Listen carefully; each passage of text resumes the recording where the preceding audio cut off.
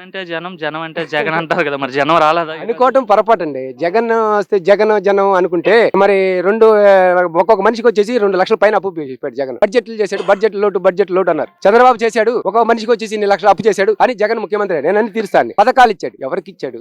ఉదాహరణ చెప్తున్నా, మా ఊళ్ళో జంగం చేతమ్మ అని ఒక ఆమె ఉంది. జంగం చేతమ్మ, ఆమెకు భర్త లేడు, పిల్లలు లేరు, చిన్న పూరి గుడి చేసుకుని ఉంటది. ఎవరో అమ్మ స్థలంలో చిన్న పూరి గుడి చేసుకుని ఉంటది. ఆమె ఉంటే ఆమె వైసీపీకి ఓటు లేదని ఆమె పెన్షన్ తీసేశారు. ఎందుకు? వాటి అంటే నీకు ఓట్లేసిన వాళ్ళకే నువ్వు అనుకూలించావు, అదర్ పర్సన్ కి ఎవరికి అనుకూలించలేదు. జగన్ ఏదైతే టూర్ మిర్చి రైతులు పరామర్శ యాత్ర అనేది సక్సెస్ ఆ ఫెయిల్ అంటే ఏం చెప్తారు? 100% ఫెయిల్, అంతే. 100% ఫెయిల్. అయినా ఈ టైంలో పెట్టేది ఏంది? రేపు ఎమ్మెల్సీ ఎలక్షన్ అప్పుడు పెట్టడానికి. ఎమ్మెల్సీ ఎలక్షన్ ఇన్ని రోజుల నుంచి నువ్వేం చేసావు? మరి నువ్వు రైతులు ఉద్దాలు ఉన్నాడు, అసెంబ్లీలో పోయి వాదించి ఎందుకు మాట్లాడకూడదు? ఎందుకు ఈ రోజు జనాల్లోకి వచ్చావు? ఏదో చెయ్యాలని. జనాలు అమాయకులుగా ఉన్నారనే. జనాలకి ఇంతకు ముందు ఎప్పుడు మనకి ఎన్టీ రామారావు ముఖ్యమంత్రి కాకముందు కాసు బ్రహ్మానంద రెడ్డి ముఖ్యమంత్రిగా ఉన్నప్పుడు అరే మన ఊళ్ళో వాళ్ళు ఓట్లు వేయాలరా అంటే వేశారు. ఈ రోజు ఎవడికాడికి కంప్యూటర్ రేగం పెరిగిపోయింది, ప్రతి ఒక్కరు తెలుసుకుంటున్నాడు.